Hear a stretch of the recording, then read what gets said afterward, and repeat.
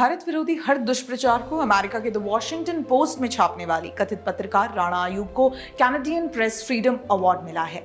वही राणा अयूब जो अक्सर भारत आती हैं ताकि यहां से प्रोपेगेंडा भरकर विदेश ले जा सके और वहां बैठकर भारत के खिलाफ काम किया जाए ताकि समय समय पर ऐसे अवार्ड का हिस्सा वो बने रहें।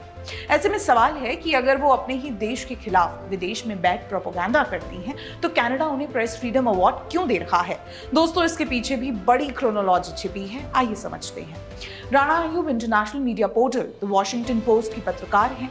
वही वॉशिंगटन पोस्ट जो भारत और कनाडा कॉन्फ्लिक्ट्स के बीच सबसे ज्यादा एक्टिव नजर आया, यानी जब कनाडा सरकार और अधिकारियों द्वारा भारत के खिलाफ बिना तथ्यों के साथ आरोप लगाए गए तो ये वॉशिंगटन पोस्ट ही था जिसने भारत के खिलाफ सबसे पहले आर्टिकल्स लिखने शुरू किए।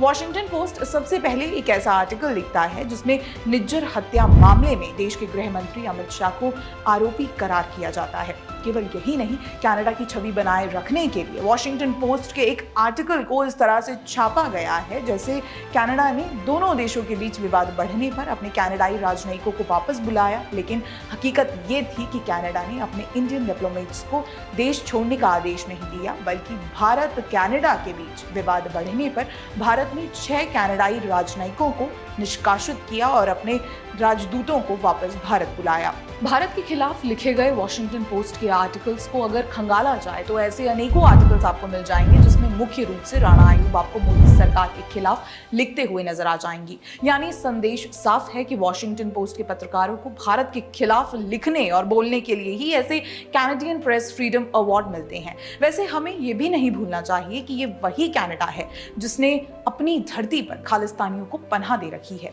खालिस्तानी जो भारत के खिलाफ काम करते हैं, भारत को दिन रात गालियां देते हैं, यही काम क्योंकि राणा अयूब भी करती हैं, इसीलिए इन्हें ऐसे कॉमन इंटरेस्ट के लिए कैनेडियन अवार्ड मिलते हैं।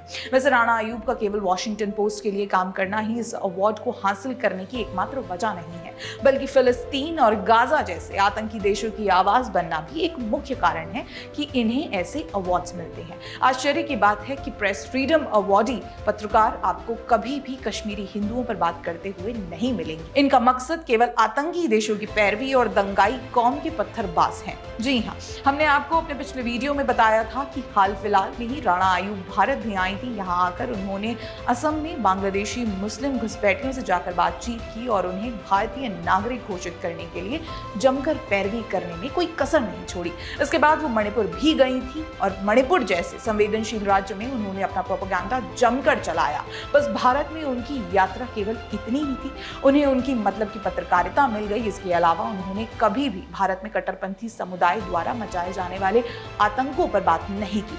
बस यही वो राणा अयूब की भारत विरोधी छवि है जो कनाडा को पसंद आती है। तभी तो कनाडा ऐसे कथित पत्रकारों को बड़े बड़े पुरस्कार देते हैं। खैर, राणा अयूब की देश विरोधी गतिविधियों पर नजर रहेगी। तब तक के लिए बने रहें द पैम्फलेट के साथ। धन्यवाद।